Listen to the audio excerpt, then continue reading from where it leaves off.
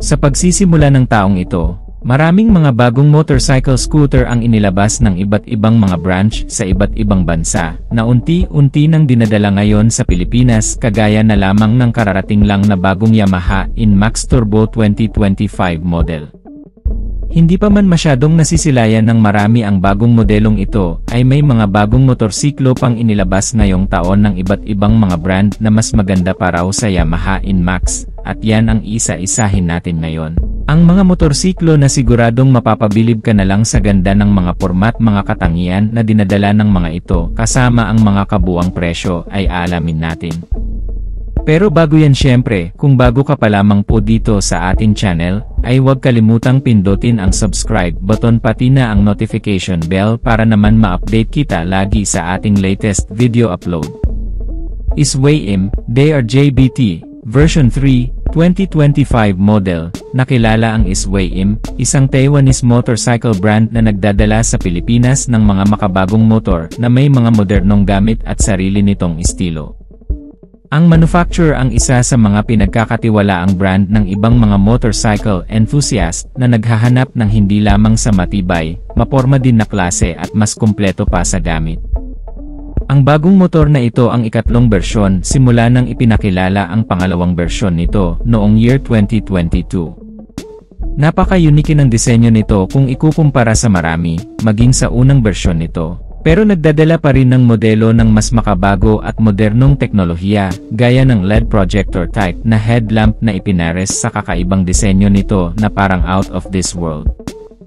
Meron itong TFT display instrument meter cluster na magbibigay ng malawak na impormasyon, access connectivity sa rider na makakagamit.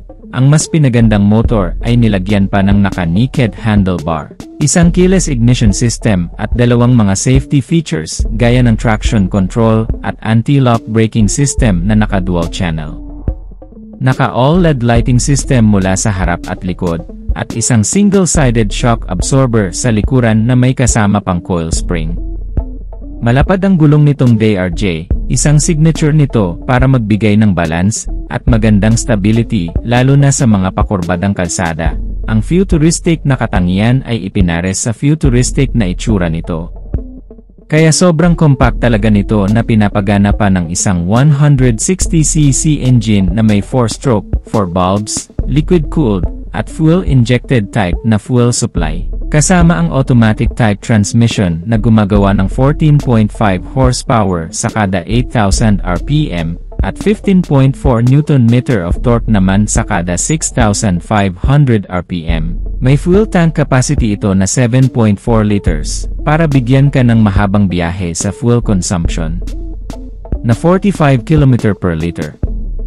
Ang kabuang bilis nito ay umaabot ng hanggang sa 120 km per hour. At bibigyan ka ng mas balance, komportableng biyahe sa pamamagitan ng magagandang suspensions, brakes, at tires na ikinabit sa modelong ito. Bukod pa riyan ay nilagyan din ito ng mga convenient features, gaya ng isang USB port charging system, mga console packet, at isang malawak na underseat compartment storage para sa mga gamit. Itong bagong SWAYIM DRJBT version 3 ay may kabuwang seating height na 803mm, wheelbase size na 1,380mm, at tumitimbang ng 135 kg. Originally made sa bansang Taiwan, ang motor at inilabas na sa iba't ibang bansa sa Asia. Inaasahang makarating din sa Pilipinas itong bagong DRJBT version 3 na nagre-range sa estimated price mula sa 125,000 hanggang sa 160,000 pesos.